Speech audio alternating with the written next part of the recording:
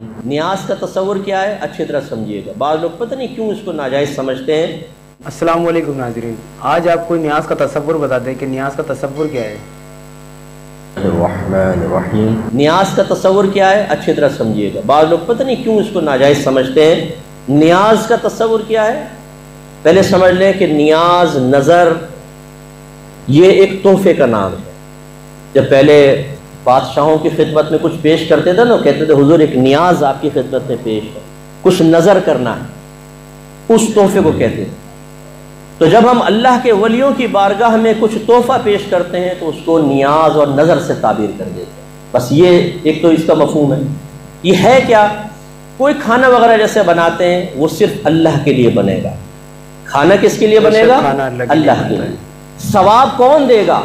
صرف میرا رب دے گا، ولی نہیں دے گا. نام ولی کے لیے کھانا بناتے ہیں، نہ ولی ثواب دے گا، ثواب صرف میرا رب دینے والا وہی دے گا.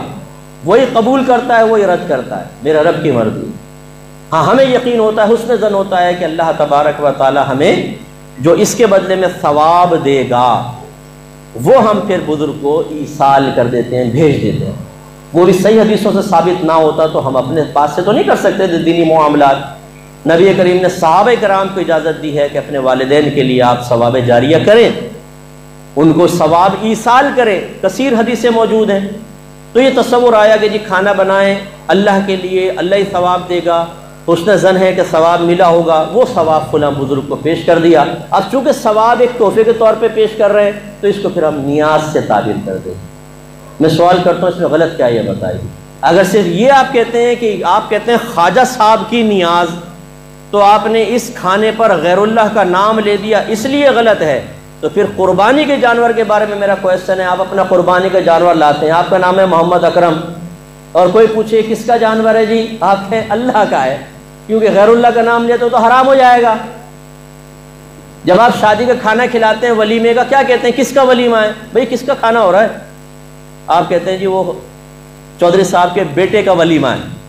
تو آپ نے اس کھانے پر غیر اللہ کا نام لے دیا نہیں لے دیا؟ یہ بھی حرام ہونا چاہیے. اگر صرف نام غیر اللہ کا لینے سے چیز حرام ہو جاتی تو بھائی بیٹو ہر چیز حرام ہو جائے گی. معاذ اللہ سبحانہ اللہ. ایک عالم نے لکھا، میں نہیں کہہ رہا ہوں، ایک عالم نے لکھا کہ اگر بیوی کے بارے میں پوچھیں کس کی بیوی ہے تو کیا بولیں گے؟ معاذ اللہ کہیں گے اللہ کی بیوی ہے. یہ بولیں گے تو شرک ہو جائے گا، کافر ہو جائیں گے. اور کہیں گے یہ سعید صاحب کی بیوی ہے تو غیر اللہ کا نام لے لیا، حرام ہو گئی. تو یہ ایک جہالت والی بات ہے جی، چونکہ آپ نے اس کو منسوب کر دیا غیر اللہ کی طرف، حرام ہو گئی. ارے بھائی یار، اگر غیر اللہ کی طرف منسوب کرنے سے چیزیں حرام ہو جاتی تو پھر تو اس کا مطلب ہے کہ سب معاملہ خراب ہو جاتا، ہر چیز حرام ہو جاتی. یہ نہیں ہے تصور. غلط تصور یہ ہوگا کوئی کہے کہ میں تو ایک بزرگ کے لیے کھانا بنا رہا ہوں، بزرگ ہی مجھے ثواب دیں گے، بزرگ کو راضی کرنا مقصود ہے. یہ شرک ہے، یہ غلط. شرک سے ہم اللہ کی پناہ مانگتے ہیں. تو شرک کے قطع کما کے لیے ہم کافی ہیں، اللہ کا بڑا کرم ہے، کسی کی غیر کی ضرورت نہیں ہے.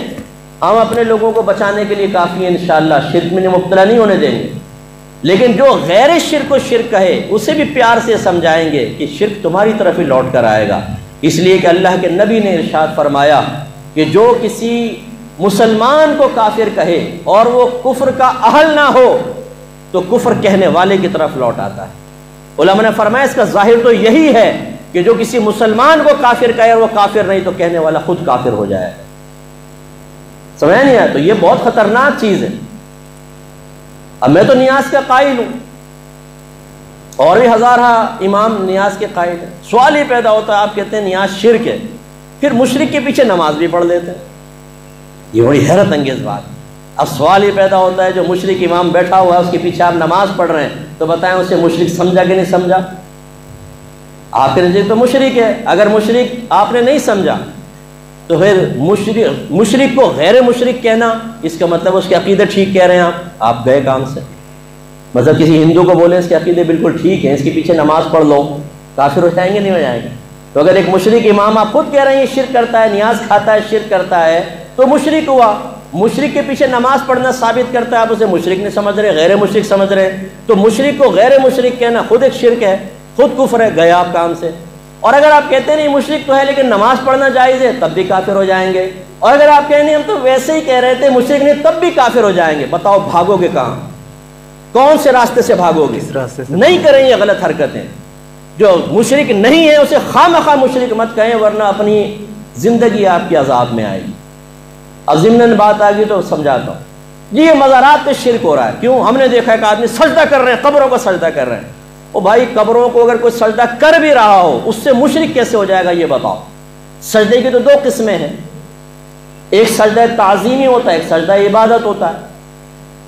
عبادت تو اللہ کی، ایک سجدہ تعظیمی، ایک سجدہ عبادت. جو مخلوق کو کرتے ہیں اس کو لینے چلے.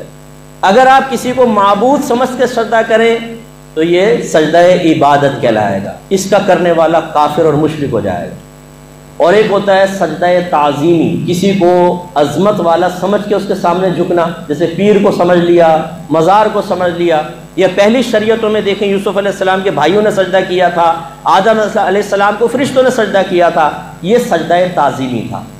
سجدہ تعظیمی پچھلی شریعتوں میں جائز تھا، ہماری شریعت میں حرام ہے لیکن کفر نہیں. اب ایک آدمی مزار پہ جھکا ہوا ہے صاحب مزار کے سامنے، آپ کہتے ہیں دیکھو مشرک ہو گیا. یہ بھئی کیسے مشرک ہو گیا؟ ایک طرف تو آپ یہ کہتے ہیں کہ نبی کریم صلی اللہ علیہ وسلم کے لیے علم غیب ماننا شرک ہے، کفر ہے. نبی کو کیا پتا کہ دیوار کے پیچھے کیا ہوتا ہے، نبی کو کیا پتا دل کے، اور تمہیں پتا ہے کہ وہ کس نیت سے سجدہ کر رہا ہے. اس نے شرک کی نیت سے سجدہ کیا ہے، یعنی معبود سمجھ کے کیا ہے، یا اس نے قابل تعظیم سمجھ کے کیا ہے. آپ کو کیسے پتا چلا؟ کیونکہ دونوں کے احکام علیحدہ ہیں. اور اگر آپ کہتے ہیں ہمیں پتا ہے تو کافر ہو جائیں گے، علم غیب کا دعویٰ کیا. اور کہ آپ چاہے پتہ نہ ہو پھر بھی کیونکہ جھکا ہوا ہے اس لیے مشرک کہیں گے، تو پھر میں کہتا ہوں کہ یہ پوری مسجد والے بھی مشرک ہیں، آپ سب مشرک ہیں. اور ابھی شرک کریں گے آپ. وہ کیسے؟ میں دیوار کو سجدہ کروں گا، میں گیا، پہلی صف مجھے سجدہ کرے گی کیونکہ میرے پیچھے جھکے ہوئے ہیں آپ بھی گئے، دوسری صف بھی گئی، تیسری صف، ہر ایک دوسرے کے سامنے جھکا ہوا ہے. کیا کہیں گے آپ جواب میں؟ ارے مفتی صاحب سامنے جھکے ہوئے لیکن نیت تو اللہ کو سجدہ کرنے کی ہے نا. یہی تو جواب دے رہے ہیں کہ اصل نیت کا اعتبار ہے، جھکنے کا اعتبار نہیں ہے.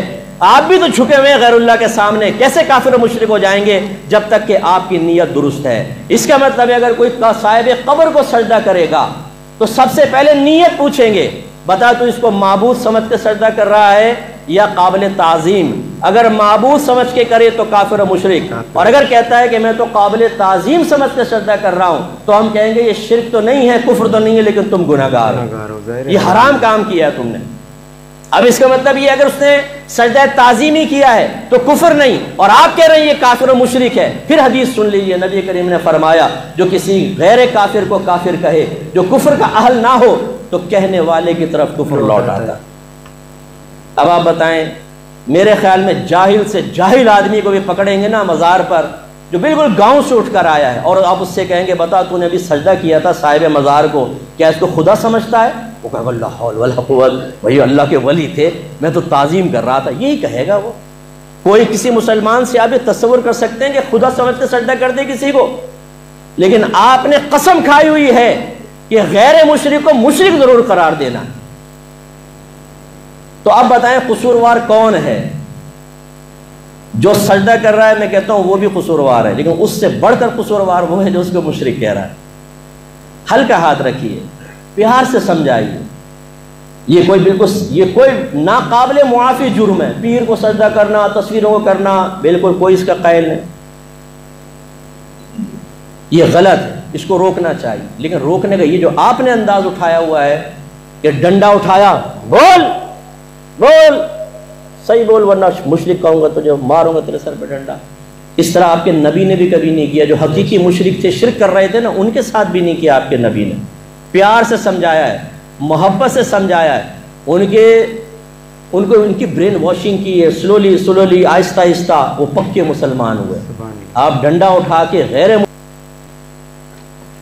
تو آپ کو پتہ لگا ہوگا کہ نیاز نظر ایک تحفہ ہے، یہ صرف اصال ثواب ہوتا ہے اور کچھ نہیں.